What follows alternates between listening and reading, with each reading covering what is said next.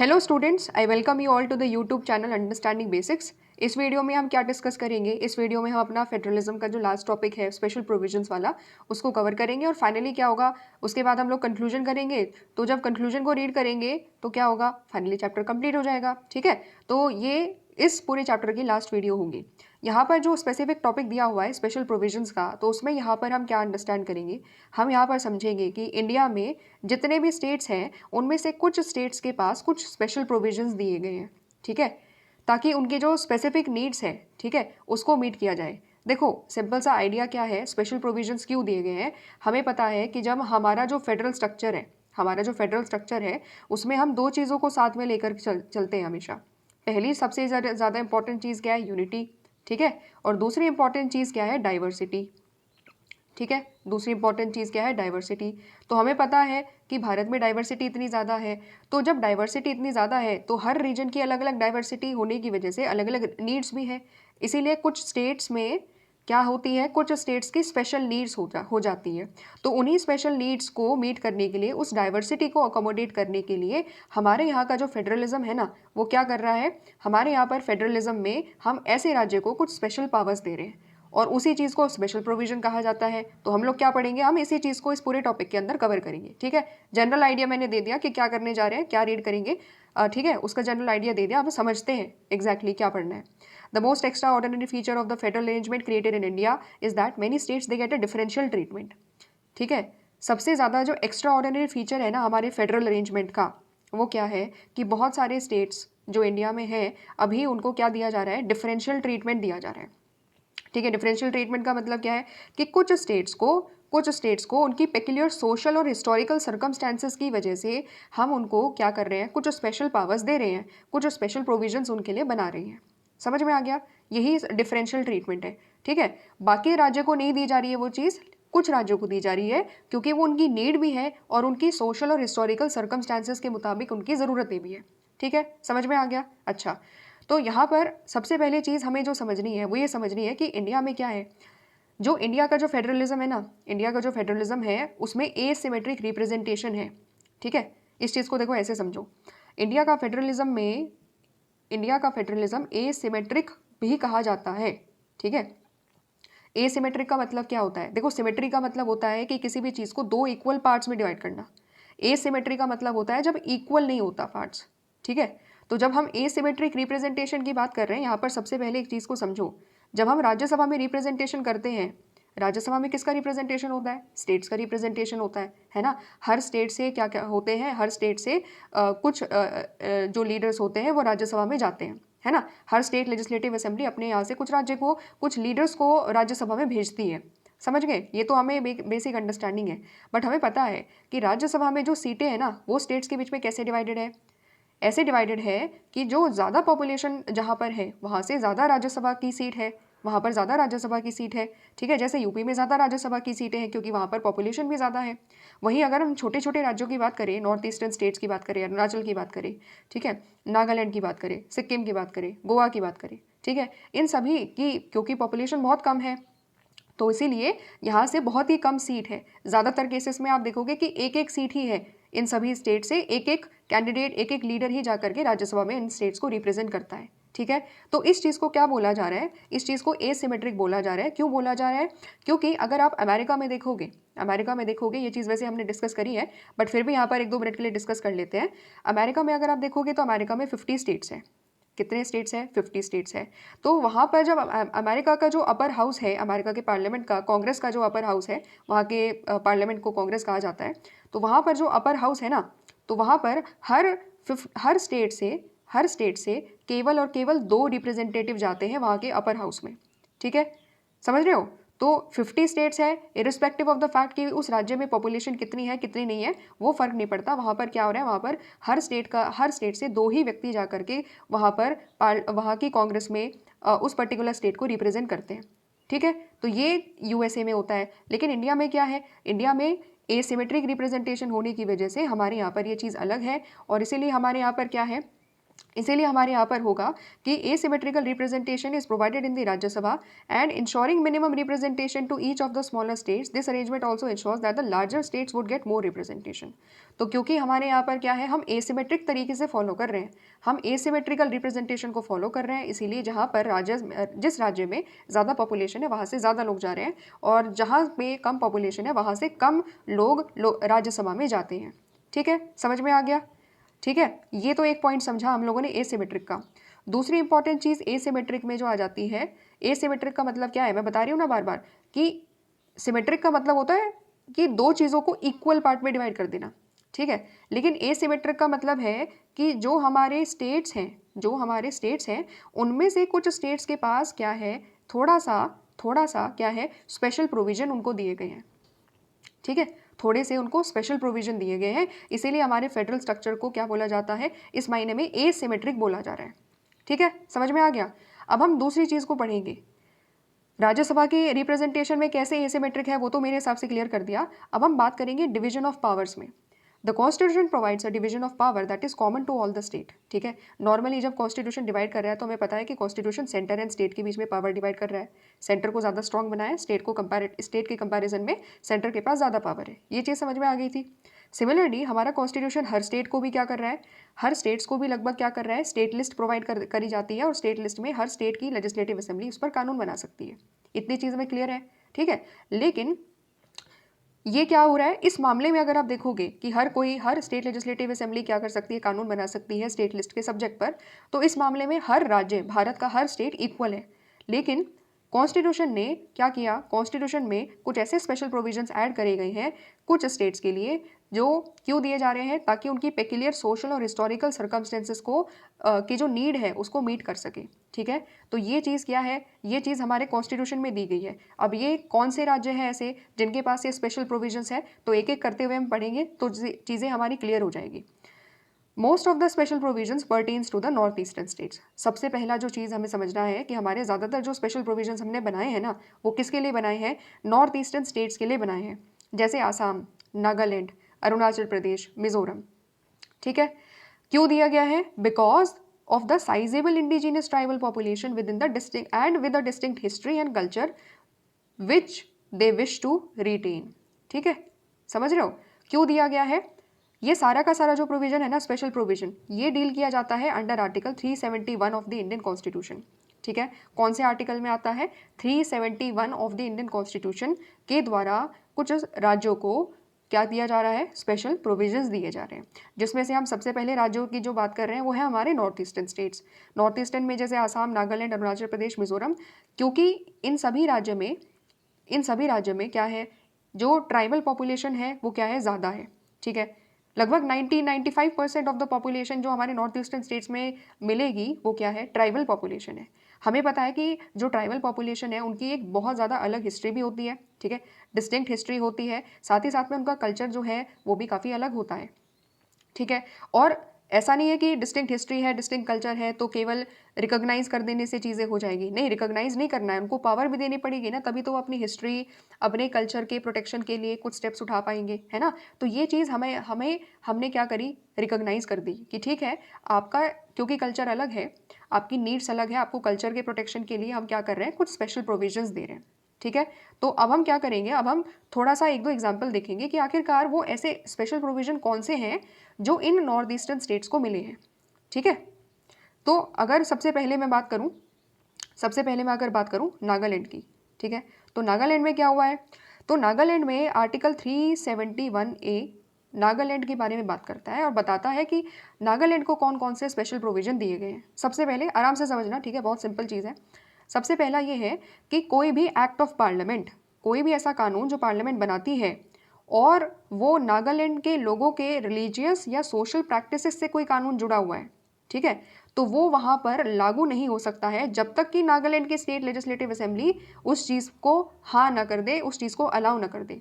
इसका मतलब सिंपल सा क्या हो गया कि पार्लियामेंट कोई भी अगर ऐसा कानून बनाती है जिसकी वजह से नागालैंड में रहने वाले लोगों के रिलीजन या उनकी कोई भी सोशल प्रैक्टिस या उनका कोई भी ऐसा कोई कस्टम, ठीक है, बहुत सारे ट्राइबल्स के अलग अलग कस्टम होते हैं, तो अगर उससे जुड़ा हुआ कोई भी कानून बनाती है ना, तो वो तब तक लागू नहीं हो सकता जब तक नागालैंड की स्टेट लेजिस्लेटिव असेंबली उस चीज़ को अप्रूव ना कर दे।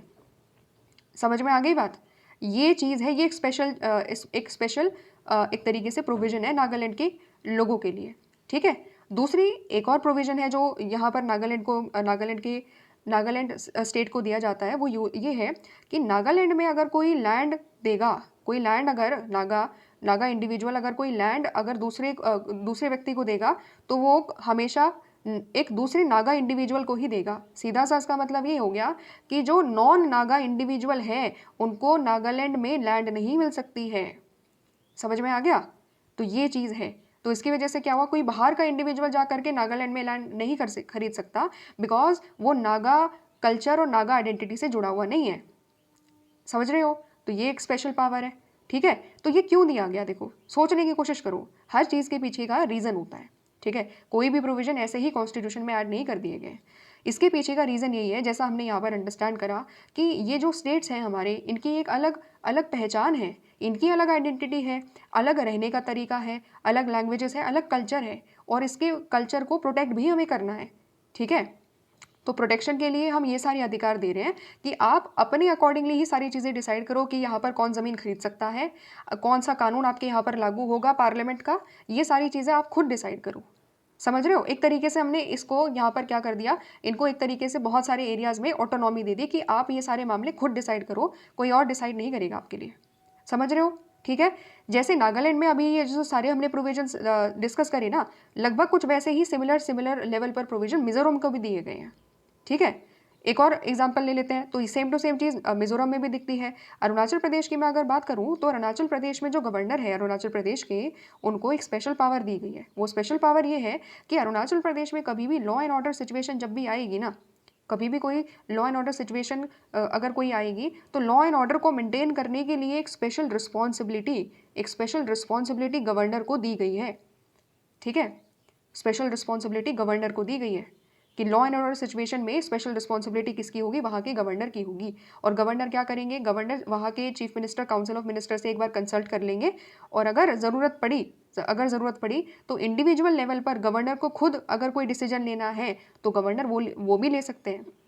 इंडिविजुअल लेवल पर गवर्नर खुद डिसीजन ले सकते हैं जब लॉ एंड ऑर्डर की बात आएगी, ठीक है? ये प्रोविजन, ये जो पावर है ना एक्स्ट्रा गवर्नर के पास, ये आप किसी और दूसरे राज्य में नहीं देखोगे, ये अरुणाचल प्रदेश को दी गई है, ठीक है? इसी सिमिलर लेवल पर और भी जो भी आर्टिकल 371 में जितने भी स्टेट्स हैं, ठीक है, जितने भी स्टेट्स को स्पेशल प्रोविजन आर्टिकल 371 के अंतर्गत दिए गए हैं, ये पावर केवल उन्हीं को मिलेगी। बाकी सभी अदर स्टेट्स जो आर्टिकल 371 में इंक्लूडेड नहीं है, उनको ये पावर्स नहीं मिलती है, ठीक है? उनके राज्यपाल को ये पावर नहीं है। इसीलिए इनको क्या बोला जा रहा है, इसीलिए इस चीज़ को बोला जा रहा है that these are special provisions, ठीक है? समझ रहे हो? एक और चीज़ यहाँ पर समझो, ठीक है? थोड़ा सा जनरल आइडिया है, मतलब एक जनरल नॉलेज के हिसाब से भी हमें चीज़ें पता होनी चाहिए। एक कॉन्सेप्ट होता है जिसको कहा जाता है इनर लाइन परमिट, ठीक है? इनर लाइन परमिट क्या है? इनर लाइन परमिट एक ट्रैवल डॉक्यूमेंट है, ठीक है? ये क्या है? ये एक ट्रैवल डॉक्यूमेंट है। अगर सपोज हमें कभी भी नॉर्थ ईस्ट में जाना है, ठीक है? कौन से राज्य में जाना है? मिज़ोरम में जाना है, अरुणाचल प्रदेश में जाना है, ठीक है? नागालैंड में जाना है, या फिर मणिपुर में जाना है सपोज, ठीक है? इन 4 राज्य में अगर हमें जाना है ना, तो हम ऐसा नहीं है कि गाड़ी उठाई चले और आराम से जा रहे हैं, नहीं, हमें चाहिए होगी परमिशन, और वो परमिशन होती है इनर लाइन परमिट, ठीक है? यहाँ पर जाने के लिए हमें परमिट लेना पड़ेगा। खुद सोचो, खुद इमेजिन करो, आपको यूपी में जाना है, मध्य प्रदेश में जाना है, आराम से जा सकते हो ना, ठीक है? किसी से परमिशन या कोई परमिट लेने की ज़रूरत है नहीं है, क्योंकि ये इनर लाइन परमिट ये केवल इन 4 स्पेशली नॉर्थ ईस्टर्न स्टेट्स को दिए गए हैं, ठीक है? अगेन द रीज़न बीइंग कि यहाँ पर ट्राइबल पॉपुलेशन ज़्यादा है, ठीक है? कभी कभी यहाँ पर लॉ एंड ऑर्डर सिचुएशन भी बहुत ज़्यादा एक्सट्रीम होती है, ठीक है? यहाँ पर ये सारी चीज़ें होती है, तो इसकी वजह से क्या होता है, यहाँ पर हम लोगों ने इंडियन कॉन्स्टिट्यूशन में ये दिया गया है कि यहाँ पर अगर कोई व्यक्ति जाएगा तो पहले उसको परमिट लेना पड़ेगा, तभी जा करके यहाँ पर हम इन स्टेट्स में एंट्री ले सकते हैं। समझ में आ गया? ठीक है? तो ये एक जनरल नॉलेज के बेसिस पे भी मैंने चीज़ें बताई, ताकि समझ में आए कि हमारा जो फेडरलिज्म है ना, हमारे यहाँ पर जो स्टेट्स है ना, ऐसा नहीं है कि हर स्टेट के पास में भी सेम पावर है, ठीक है? नो डाउट ओवरऑल अगर आप देखोगे तो सेम पावर नज़र आएगी, लेकिन आर्टिकल 371 की जब बात आएगी ना, तो हमें डिफरेंस समझ में आ जाएगा कि जिस आर्टिकल में आर्टिकल 371 कुछ राज्यों को क्या कर रहा है, स्पेशल प्रोविजंस दे रहा है। बिकॉज ऑफ आर्टिकल 371 ये सारा डिफरेंस आ जाता है। समझ में आ गई बात, ठीक है। इसी लेवल पर अगर आप देखोगे तो इसी तरीके से कुछ ऐसे प्रोविजंस हम लोगों ने और दूसरे राज्यों को भी दिए हैं। चाहे हिमाचल प्रदेश की बात करें, हिमाचल प्रदेश में क्या है, हिमाचल प्रदेश में यही है कि कोई भी दूसरे राज्य का व्यक्ति हिमाचल प्रदेश में जा करके लैंड नहीं खरीद सकता, ठीक है। और कोई अगर व्यक्ति हिमाचल प्रदेश में ही रहता है लेकिन वो फार्मिंग नहीं करता, ठीक है, वो फार्मिंग नहीं करता, तो वो वहाँ पर एग्रीकल्चर लैंड को एक्वायर भी नहीं कर सकता, ठीक है। ये कुछ ऐसे प्रोविजन है जो हिमाचल प्रदेश के लिए है। सिमिलरली ये 371 में आंध्र प्रदेश के लिए भी कुछ स्पेशल प्रोविजन है, गोवा के लिए, गुजरात के लिए, महाराष्ट्र के लिए, सिक्किम के लिए, तेलंगाना के लिए, ठीक है। इन सभी राज्य के लिए इसी लेवल पर, अलग अलग लेवल पर क्या है, कुछ स्पेशल प्रोविजन है। जैसे थोड़ा सा एक और डिस्कस कर लेते हैं, महाराष्ट्र गुजरात में क्या है, महाराष्ट्र गुजरात को क्या एक्स्ट्रा दिया गया है प्रोविजन जो बाकी राज्यों को नहीं है। आर्टिकल 371 महाराष्ट्र में और गुजरात में, महाराष्ट्र और गुजरात के गवर्नर को ये पावर देता है कि वहाँ पर महाराष्ट्र में सपोज एक विदर्भ रीजन है, ठीक है, विदर्भ रीजन है और मराठवाड़ा रीजन है, ठीक है। तो यहाँ पर इन रीजन के डेवलपमेंट के लिए, इन रीजन्स के डेवलपमेंट के लिए एक स्पेशल डेवलपमेंट बोर्ड बनाया जा सकता है, एक स्पेशल डेवलपमेंट बोर्ड बनाया जा सकता है, ठीक है, ताकि यहाँ पर डेवलपमेंट हो सके, यहाँ पर ये वाले क्षेत्र डेवलपमेंट में पीछे ना रहे। ये पावर किसके हाथ में दी गई है, ये पावर यहाँ पर, ये पूरी की पूरी देखभाल करने की जो पावर है गवर्नर के हाथ में दे दी गई है, ठीक है, समझ रहे हो। ठीक उसी तरीके से जब हम गुजरात की बात करते हैं तो गुजरात में ऐसे ही कुछ एरियाज़ हैं, जैसे कच्छ का इलाका है, तो कच्छ के लिए भी सेपरेट डेवलपमेंट बोर्ड बन सकता है जो कच्छ के डेवलपमेंट को देखेगा, डेवलपमेंट के लिए काम करेगा। ऐसा बनाया जा सकता है। ये पावर किसके हाथ में दी गई है, गवर्नर के हाथ में दी गई है, समझ रहे हो, ठीक है। ये पावर सेम टू सेम आपको यूपी में नहीं मिलेगी, मध्य प्रदेश में नहीं मिलेगी। क्यों? क्योंकि जो आर्टिकल 371 के अंतर्गत जो स्टेट्स 371 के अंतर्गत जिनको ये पावर मिल रही है, केवल उन्हीं को ये पावर मिलेगी, ठीक है। दैट इज़ वाई जो पूरा डिफरेंस आ गया ना, वो किसकी वजह से आ गया, इस पर्टिकुलर आर्टिकल 371 की वजह से आ गया, क्योंकि यही है जो कुछ राज्यों को क्या कर रहा है, स्पेशल प्रोविजन दे रहा है, ठीक है, समझ में आ गया। तो अगर मैं कंक्लूड करूं इन सब चीज़ों को, अगर मैं कंक्लूड करूं तो हमने क्या समझा यहाँ पर, पहली चीज़ हमने समझी कि एसिमेट्रिकल फेडरलिज्म है हमारा। एसिमेट्रिकल इसलिए भी है, पहली चीज़, राज्यसभा में हर राज्य का रिप्रेजेंटेशन सेम नहीं है, हर राज्य से नंबर ऑफ मेंबर्स क्या है, राज्यसभा में जो रिप्रेजेंटेशन है हर राज्य का वो अलग है, पॉपुलेशन के आधार पर है। पहली चीज़ हमने ये समझी, ठीक है। दूसरी इंपॉर्टेंट चीज़ हम लोगों ने क्या समझी, डिवीजन ऑफ पावर, कि नॉर्मली तो वैसे तो पावर सेम है, ठीक है। स्टेट लिस्ट में हर स्टेट लेजिस्लेटिव असेंबली अपना क्या कर सकती है, कानून बना सकती है, लेकिन आर्टिकल 371 की वजह से डिफरेंसेस आ गए। तो जिन स्टेट्स को आर्टिकल 371 कुछ स्पेशल पावर्स दे रहा है, चाहे नॉर्थ ईस्टर्न स्टेट्स हो या अदर स्टेट्स हो, वहाँ पर क्या हो गया, वहाँ पर इन सभी एरियाज़ में वो ज़्यादा, उनके पास क्या है, ज़्यादा स्पेशल क्या हो जाते हैं, प्रोविजंस दिए गए हैं, ठीक है। तो उनके पास इन सब मामलों में क्या है, इन सब मामलों में क्या है, ज़्यादा पावर दिखाई देती है in comparison to other state, क्योंकि ये सेम टू सेम प्रोविजन बाकी राज्यों के लिए नहीं है जो आर्टिकल 371 में इंक्लूडेड नहीं है। समझ में आ गया, अंतर आ गया समझ में कि 371 वाले स्टेट्स में क्या अंतर है और बाकी जो नॉन 371 वाले स्टेट्स हैं उनमें क्या अंतर है, ठीक है। आई होप मैंने चीज़ें क्लियर कर दी होगी, ठीक है। अब हम आगे बढ़ते हैं, छोटा सा ही टॉपिक है अब जो हमें डिस्कस करना है, ठीक है। हमारा जो जम्मू कश्मीर का जो टॉपिक है ये रहता है, ठीक है। तो उसमें आर्टिकल 370 के बारे में बात करी गई है कि 370 क्यों आया, ठीक है। 371 तो डिस्कस कर लिया, 370 क्यों आया और इससे जम्मू कश्मीर को क्या क्या स्पेशल पावर्स मिली, ठीक है। थोड़ा मोटा इसके बारे में, वैसे मेरे हिसाब से जनरल आइडिया हम हर किसी को होता ही है, ठीक है, क्योंकि जम्मू कश्मीर के बारे में हम लोग पढ़ते भी हैं और जनरल आइडिया भी है। अब तक क्या हो चुका है, तो 370 पहले हुआ करता था, ठीक है, 370 पहले हुआ करता था, उसके बाद 2019 में 370 को हटा दिया गया है ना। लेकिन फिर भी ये टॉपिक क्यों दिया गया है, ये टॉपिक इसलिए दिया गया है ताकि पहली बात तो हमें समझ में आए कि जब हम आज़ाद हुए उसके बाद से जम्मू कश्मीर में भी क्या थे, जम्मू कश्मीर के लिए भी स्पेशल प्रोविजंस थे, क्योंकि हम टॉपिक क्या डिस्कस कर रहे हैं, स्पेशल प्रोविजन। तो जम्मू कश्मीर के लिए भी क्योंकि कोई चीज़ थी, आर्टिकल 370 था, तो हमें क्या करना पड़ेगा, समझना पड़ेगा, कम से कम हमें पता होना चाहिए बैकग्राउंड की। अच्छा ठीक है, जम्मू कश्मीर के लिए भी कुछ स्पेशल पावर्स थी, कुछ स्पेशल प्रोविजन थे, तो वो क्या थे, थोड़ा सा आइडिया होना चाहिए, ठीक है। और उसकी वजह से क्या क्या डिफरेंसेस थे उसको भी हम समझेंगे एंड यही सारी चीज़ें हम लोग यहाँ पर क्या करेंगे, कवर करेंगे। तो केवल आइडिया क्या है, हमें पता होना चाहिए, एक जनरल आइडिया होना चाहिए। तो जनरल आइडिया ही हम यहाँ पर इस पूरे टॉपिक को पढ़कर लेंगे।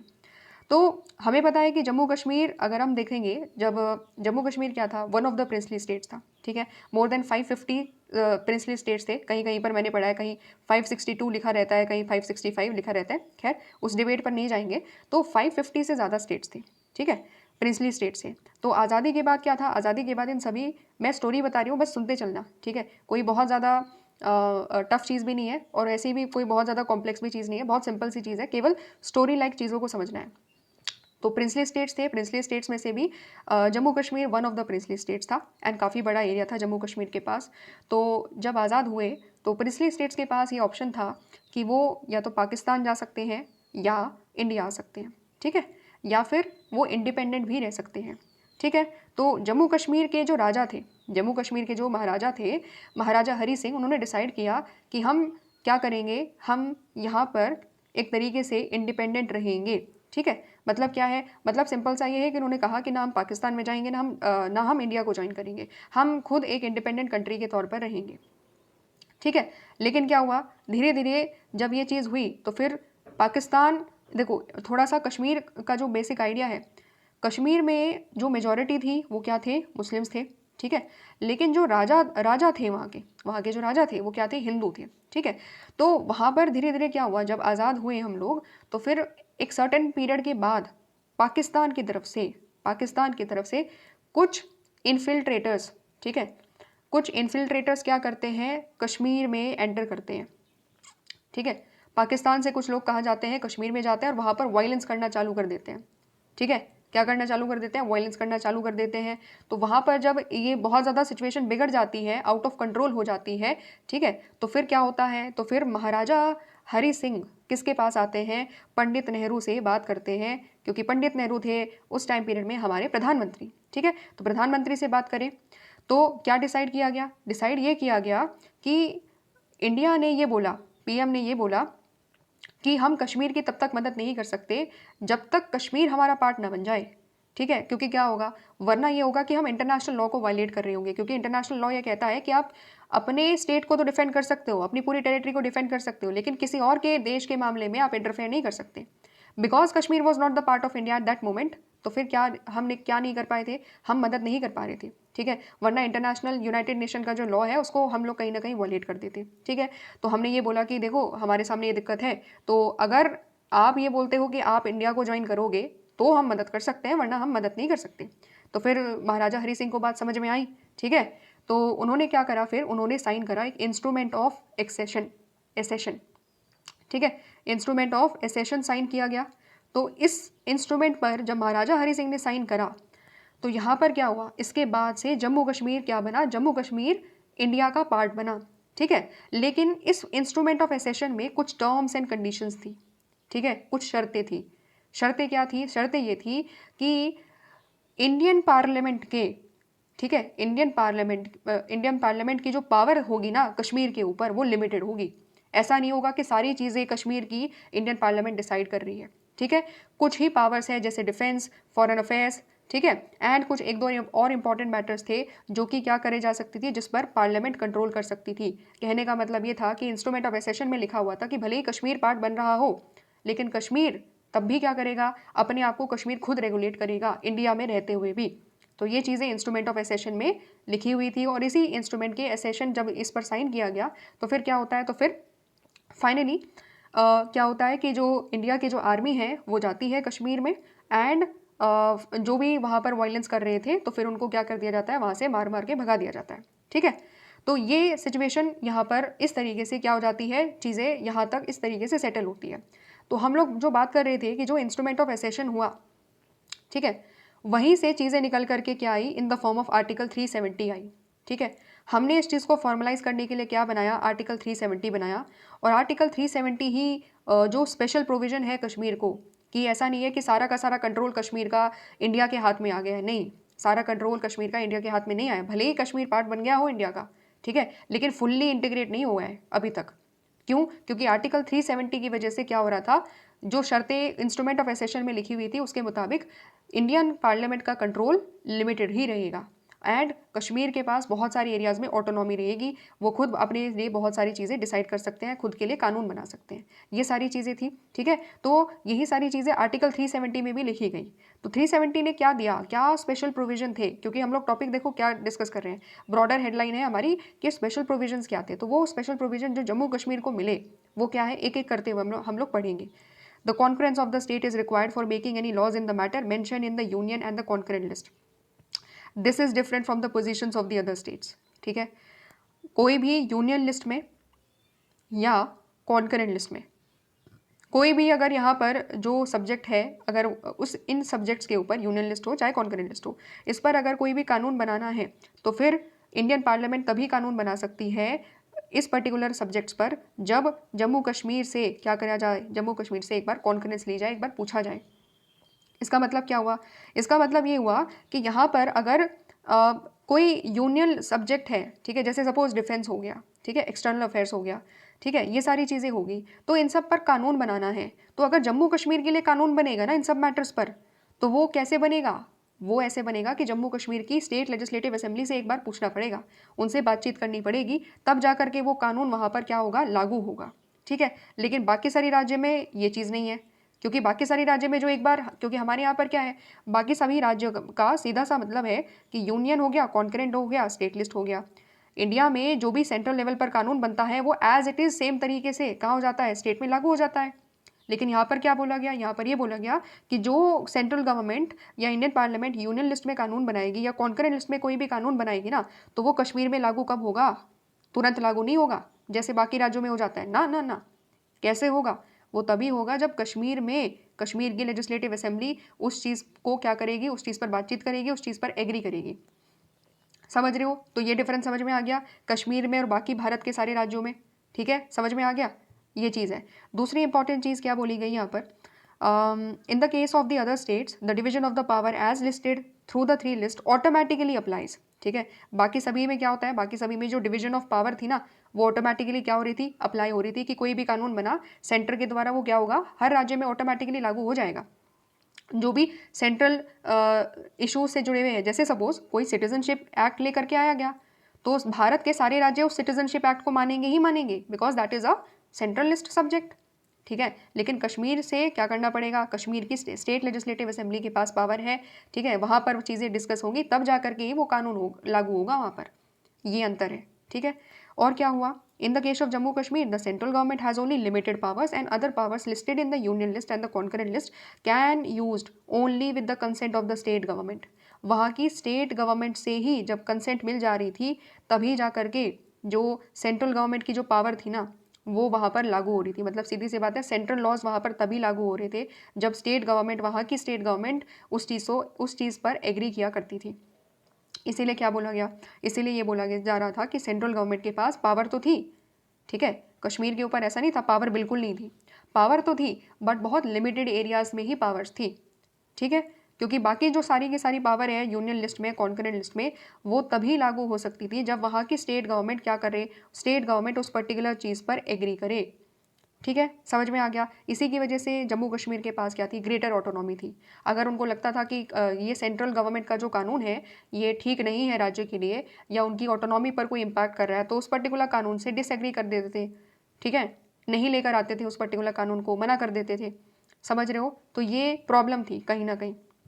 ठीक है, दूसरी इंपॉर्टेंट चीज़ यहाँ पर क्या है, और जो हमें चीज़ें समझनी है कि जो रिमेनिंग डिफरेंसेस है जम्मू कश्मीर में और बाकी सभी स्टेट में, वो ये है that the state of Jammu Kashmir that no emergency because of the internal disturbances can be declared in Jammu Kashmir without the concurrence of the state. बिना वहाँ की स्टेट गवर्नमेंट के बातचीत के या स्टेट गवर्नमेंट के अप्रूवल के वहाँ पर जम्मू कश्मीर में इमरजेंसी डिक्लेयर नहीं करी जा सकती थी। बाकी राज्यों में क्या अप्रूवल की ज़रूरत थी, बाकी राज्यों में क्या कॉन्करेंस करना पड़ता था, नहीं, वहाँ पर तो आराम से लगाई जा सकती है। ठीक है, इंटरनल डिस्टर्बेंसेस के ग्राउंड पर वहाँ पर तो आराम से इमरजेंसी लगाई जा सकती है, बट जम्मू कश्मीर में ऐसा नहीं है। जम्मू कश्मीर में क्या करना पड़ेगा, स्टेट गवर्नमेंट अप्रूव करेगी उस पर्टिकुलर चीज़ को, खुद राज्य सरकार अप्रूव करेगी कि भाई यहाँ पर इमरजेंसी लगानी चाहिए कि नहीं लगानी चाहिए, तब जा करके वहाँ पर क्या होगी, इमरजेंसी लगेगी। समझो डिफरेंस इस पर्टिकुलर चीज़ में। ठीक है, और क्या हुआ, union government can not impose a financial emergency in the state and directive principles of the state policy also did not applied in Jammu and Kashmir. तो क्या हो रहा है, फाइनेंशियल इमरजेंसी वहाँ पर नहीं लागू करी जा सकती, गवर्नमेंट इम्पोज ही नहीं कर सकती थी। बाकी किसी राज्य में आराम से कर सकती है, ठीक है। अगर लगा किसी राज्य की इकोनॉमिक कंडीशन बहुत ज़्यादा अच्छी नहीं है तो वहाँ पर फाइनेंशियल इमरजेंसी इम्पोज करी जा सकती है, ठीक है। लेकिन जम्मू कश्मीर में नहीं करी जा सकती थी, ठीक है। दूसरी इंपॉर्टेंट चीज़ क्या है, डायरेक्टिव प्रिंसिपल्स को गवर्नमेंट वहाँ पर कैरी आउट नहीं कर सकती थी, सेंट्रल गवर्नमेंट, क्योंकि डायरेक्टिव प्रिंसिपल जैसे ये लैंड रिफॉर्म लेकर आना है तो हमें पता है कि वहाँ पर लैंड खरीदना भी और ये सारी चीज़ों पर भी क्या था, वहाँ की स्टेट गवर्नमेंट का कंट्रोल था, ठीक है, समझ रहे हो।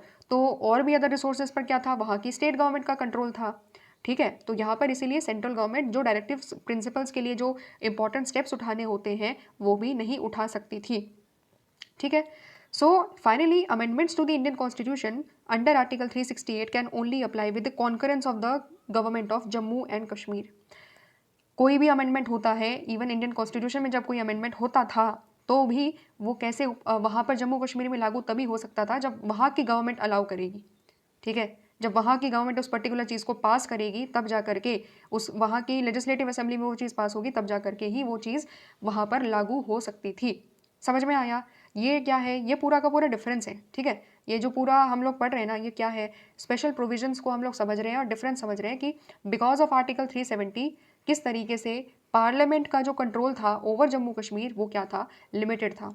और कहीं ना कहीं बहुत सारे एरियाज़ में जो जम्मू कश्मीर था वो बहुत ऑटोनॉमस तरीके से काम कर रहा था। जम्मू कश्मीर की गवर्नमेंट के पास बहुत ज़्यादा क्या थी, ऑटोनॉमी थी। एंड इवन जम्मू कश्मीर के पास क्या था, एक सेपरेट कॉन्स्टिट्यूशन था खुद का, एंड इवन एक सेपरेट फ्लैग भी था, ठीक है, समझ रहे हो। तो ये क्या है, ये एक प्रकार से हम देख सकते हैं कि इंडिया में जब फेडरलिज्म जब हम फॉलो कर रहे थे तो हम ये देख रहे थे कि ऐसा नहीं था कि सारे राज्य एकदम सेम बराबर लेवल पर हो, नहीं, कुछ राज्य ऐसे ज़रूर थे जहाँ पर क्या करा जा रहा था, एक स्पेशल प्रोविज़न कहीं ना कहीं उनको दिया जा रहा था, ठीक है। तो इसी स्पेशल प्रोविजंस को क्या किया जा रहा है, लास्ट पैराग्राफ में उसी स्पेशल प्रोविजंस के बारे में डिस्कशन किया जा रहा है, ठीक है। सो many people believe that the formal and the strictly equal division of the power applicable to all units of the federation is adequate।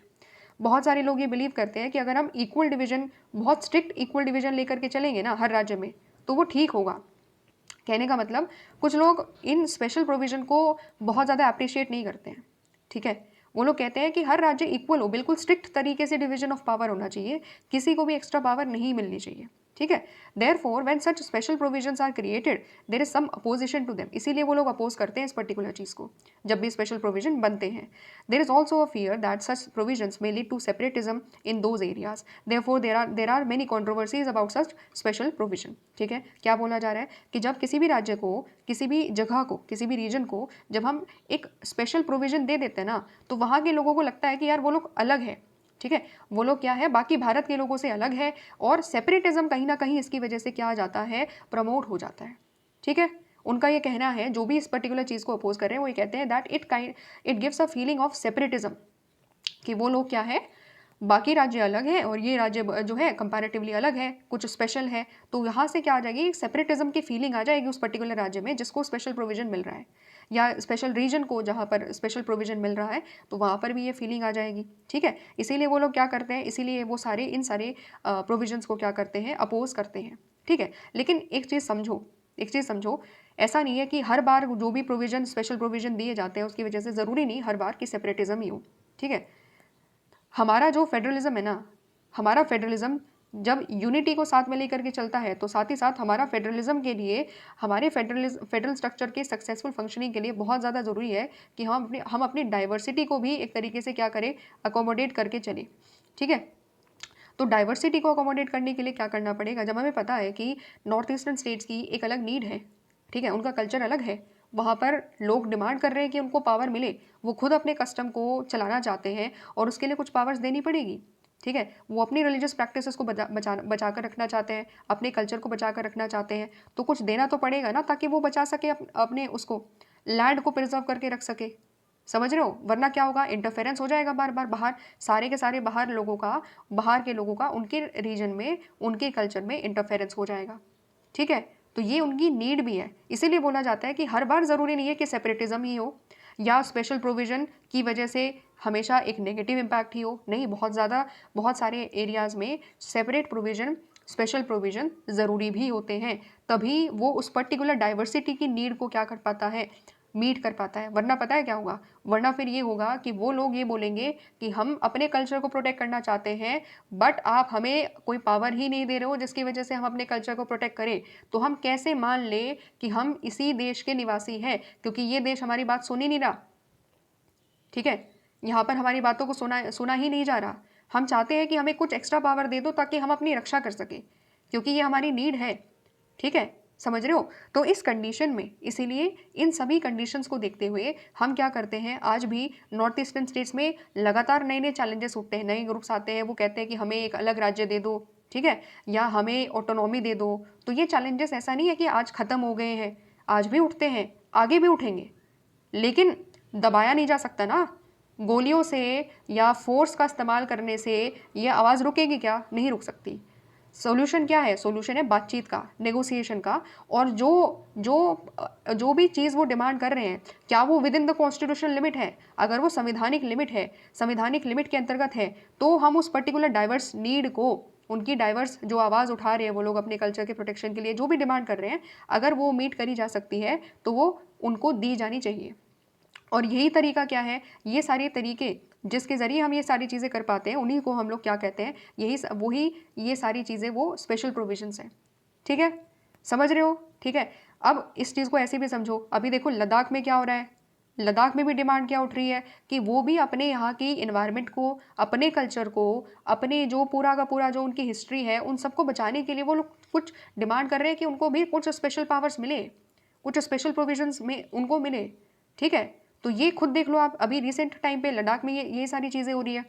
ठीक है, हंगर स्ट्राइक वहाँ पर करी जा रही है। सोनम वांगचुक क्या कर रहे हैं वहाँ पर एक तरीके से बहुत लंबे टाइम से जो है अनशन भी उन्होंने किया। ठीक है, शांतिपूर्वक तरीके से वहाँ पर लोग क्या कर रहे हैं, प्रोटेस्ट कर रहे हैं, बिकॉज दे आर वांटिंग कि उनको क्या मिले, उनको चाहिए कि कुछ जो उनकी डिमांड है वो कम से कम सरकार सुने। ठीक है, उनकी जो नीड है, अलग जो नीड है उनकी, अपने कल्चर को वो प्रोटेक्ट करना चाहते हैं, अपनी लैंग्वेज को, अपनी हिस्ट्री के लिए जो प्रोटेक्शन के लिए डिमांड्स वो कर रहे हैं, उसके लिए कुछ स्पेशल अधिकार चाहते हैं। तो इसीलिए वो डिमांड कर रहे हैं कि कम से कम गवर्नमेंट हमारी बात सुने तो सही कि हम क्या मांग कर रहे हैं। ठीक है, तो ये चैलेंज जो है ना, ये चैलेंज आगे बढ़ते रहेंगे, क्योंकि इंडिया एक डाइवर्स कंट्री है। और हमेशा ध्यान रखना, डाइवर्सिटी है तो डाइवर्सिटी की वजह से नए नए चैलेंजेस आते रहेंगे, नई नई नीड्स उठती रहेंगी। जब लगेगा किसी भी ग्रुप को कि उसकी आइडेंटिटी, उसकी पहचान, उसका कल्चर अगर खतरे में है, या उसके कल्चर को प्रोटेक्ट करने के लिए कुछ स्पेशल अधिकार उसको चाहिए, तो वो आगे आएंगे और अपनी गवर्नमेंट से डिमांड करेंगे। ठीक है, समझ रहे हो? तो ये चीज़ है, थोड़ा सा एक ब्रॉडर आइडिया देने के लिए मैंने ये बताया है कि स्पेशल प्रोविजन कुछ लोग कहते हैं इसलिए अपोज किया जाता है because it leads to separatism, लेकिन वहीं पर हमारी ज़रूरत भी है कि डाइवर्सिटी होने की वजह से हमें जो अलग स्पेशल प्रोविजन है उसको देना पड़ता है। ठीक है, तो ये इस तरीके से हमें चीज़ों को, दोनों को बैलेंस करते हुए चलना है। ठीक है, तो फाइनली क्या हो जाता है, इस तरीके से हो जाता है चैप्टर कंप्लीट। ठीक है, और हमारा रहता है लास्ट में एक दो इंपॉर्टेंट लाइन जो कि है हमारे कंक्लूजन की। ठीक है, तो जो पूरा अब तक हम लोगों ने एक तरीके से मतलब सागर जितनी हम लोगों ने पढ़ाई कर ली है, मतलब सारी चीज़ें लगभग कवर कर ली है, पूरा कॉम्प्रिहेंसिव तरीके से हमने कवरेज कर लिया है अपने फेडरल स्ट्रक्चर के बारे में। ठीक है, इशूज़ पढ़ लिए हैं, सेपरेट प्रोविजंस भी हम लोगों ने पढ़ लिए, स्पेशल प्रोविजन भी हम लोगों ने पढ़ लिए, सेपरेट प्रोविजन तो नहीं, स्पेशल प्रोविजन भी हम लोगों ने पढ़ लिए। तो यहाँ पर अब हम लोग क्या करेंगे, सारी चीज़ों को एक साथ क्या करेंगे, अब थोड़ा सा एक तरीके से अपना पूरा सर्कल कंप्लीट करेंगे और कंक्लूड करेंगे। ठीक है, तो यहाँ पर क्या है कि federalism has to continuously maintain a difficult balance between the centre and the state. बिल्कुल सही बात बोला कि बैलेंस बहुत डिफिकल्ट है। ठीक है, एक्चुअली में बैलेंस बनाना बहुत मुश्किल है, सेंटर स्टेट के बीच में बैलेंस बनाए रखना बहुत मुश्किल है। ठीक है, क्यों? क्योंकि हमें पता है कि सेंटर के पास ज़्यादा पावर है तो क्या हो सकता है, मिसयूज़ की चांसेस हो सकती है ना। सिमिलरली दो स्टेट्स के बीच में भी बैलेंस बनाना क्या है, बहुत ज़्यादा मुश्किल है ना। लेकिन इंडियन फेडरलिज्म क्या कर रहा है, यही चैलेंज को मेंटेन करने की कोशिश कर रहा है, इस बैलेंस को मेंटेन करने की कहीं ना कहीं कोशिश कर रहा है। ठीक है, ultimately the people and the political process must develop a culture and a set of values and virtues like mutual trust, toleration and a spirit of corporation. Ultimately अगर हम चाहते हैं कि हमारा फेडरलिज्म बहुत अच्छे तरीके से चले, ठीक है, हम हर रीजन की डिमांड को भी सुने, साथ ही साथ भारत की यूनिटी और इंटीग्रिटी, एकता और अखंडता ये भी बनी रहे, इसके लिए हमें क्या चाहिए होगा, हमें चाहिए होगा म्यूचुअल ट्रस्ट, हमें चाहिए होगा टॉलरेशन एंड एक कॉपरेशन की स्पिरिट हमें चाहिए होगी, लोगों के बीच में भी चाहिए होगी, अलग अलग स्टेट्स के बीच में भी चाहिए होगी, सेंटर एंड स्टेट इन दोनों के बीच में भी चाहिए होगी। ठीक है, federalism celebrates both unity and diversity. ये चीज़ तो बिल्कुल दिमाग में बैठ चुकी है कि हमारा प्रिंसिपल, जो हमारा फेडरलिज्म है, वो दो प्रिंसिपल को साथ लेकर चल रहा है। पहली चीज़ यूनिटी है, दूसरी चीज़ डाइवर्सिटी है कि हाँ, भारत की एकता, अखंडता बहुत ज़रूरी है, ठीक है, लेकिन उसी इस चीज़ को मेंटेन करने के लिए, यूनिटी हमेशा मेंटेन रहे, उसके लिए हमें अपनी डाइवर्सिटी को भी मेंटेन करना पड़ेगा। क्योंकि अगर डाइवर्सिटी को अकोमोडेट नहीं करेंगे, लोगों की अलग स्पेशल नीड्स को अगर हम रिकॉग्नाइज नहीं करेंगे, तो क्या होगा, वो लोग उठ करके बोलेंगे कि भारत में तो हमारी बात को सुना ही नहीं जा रहा, ठीक है। तो क्या वो अपने आप को एज अ इंडियन फील कर पाएंगे? समझ रहे हो, दिक्कतें आएंगी कि नहीं आएगी, ठीक है। तो डाइवर्सिटी और यूनिटी दोनों के बीच में हमेशा क्या करना है, बैलेंस बना करके चलना है। कोई ऐसी बहुत ज़्यादा डाइवर्स नीड, कोई ऐसी बहुत ज़्यादा अलग सेपरेट डिमांड भी हमें पूरी नहीं करनी जिसके जैसे भारत की यूनिटी और इंटीग्रिटी पर इफेक्ट पड़े, ठीक है। दोनों में क्या करना है, बैलेंस बना करके चलना है, ठीक है। तो ये इंडियन फेडरलिज्म यही चीज़ करता आया है, ठीक है। साथ ही साथ में हमें क्या करना है कि एक responsive political system, polity sensitive, a responsive polity sensitive to diversities and to the demands for autonomy can alone be the basis of cooperative federation। अगर हमें एक कोऑपरेटिव फेडरेशन बनाए रखना है तो सबसे ज़रूरी चीज़ क्या है, एक रिस्पॉन्सिव पॉलिटी जो कि डाइवर्सिटीज़ के प्रति सेंसिटिव है, ठीक है। मतलब क्या है कि एक ऐसी गवर्नमेंट सेंट्रल लेवल पर भी, स्टेट लेवल पर भी, जो डाइवर्सिटीज़ को रिकॉग्नाइज भी कर रही है एंड सेंसिटिव भी है। वो समझते हैं कि ये एक सेंसिटिव मुद्दा है, ठीक है, चाहे लद्दाख का मुद्दा हो या किसी और रीजन में कोई अगर मुद्दा उठ रहा है वहाँ की कल्चर को लेकर, लैंग्वेज को लेकर के, तो उसको बहुत सेंसिटिव तरीके से डील किया जाए। अगर कोई ऐसा करता है तो एक वो बहुत इंपॉर्टेंट चीज़ है। साथ ही साथ में ऑटोनॉमी की जो डिमांड उठ रही है उसको भी बहुत सेंसिटिव के साथ में हमें क्या करना पड़ेगा, मीट करना पड़ेगा। ऑटोनॉमी के यहाँ पर मतलब क्या है, जब हमने पढ़ा था स्टेट्स क्या डिमांड कर रहे हैं, स्टेट्स डिमांड कर रहे हैं कि हमें और ज़्यादा क्या चाहिए, ऑटोनॉमी चाहिए। तो यहाँ पर सेंट्रल गवर्नमेंट को थोड़ा रिस्पॉन्सिबल तरीके से काम करना पड़ेगा। सेंट्रल गवर्नमेंट को रिकॉग्नाइज करना पड़ेगा कि अगर वो सेंट्रल गवर्नमेंट है ना, तो पावर ज़्यादा मिली है तो रिस्पॉन्सिबिलिटी भी तो ज़्यादा होनी चाहिए, ठीक है। अगर चलो रिस्पॉन्सिबिलिटी भी ज़्यादा नहीं है तो कम से कम जो अपनी पावर है उसको तो मिसयूज़ ना करे, रादर कंस्ट्रक्टिव तरीके से यूज़ करे, है ना। तो ये चीज़ यहाँ पर सेंट्रल गवर्नमेंट की कहीं ना कहीं यहाँ पर जिम्मेदारी है। एंड ये बहुत ज़रूरी है कि स्टेट अपनी ऑटोनॉमी को मेंटेन कर पाए, इंडिपेंडेंट तरीके से वो डिसीजन ले पाए, ठीक है। ये सारी चीज़ें जब होगी तभी जा करके क्या होगा, कोऑपरेटिव फेडरेशन होगा। हमारा जो फेडरेशन है, जो हमारा फेडरल स्ट्रक्चर है, वो अच्छे तरीके से काम कर पाएगा। सेंटर स्टेट एंड सभी स्टेट्स के बीच में क्या हो पाएगा, अच्छे तरीके से कोऑपरेशन हो पाएगा, ठीक है। क्योंकि अगर यहाँ पर डिस्प्यूट रहे तो अल्टीमेटली इसका पूरा का पूरा इम्पैक्ट हमारी पूरी कंट्री पर पड़ेगा, ठीक है।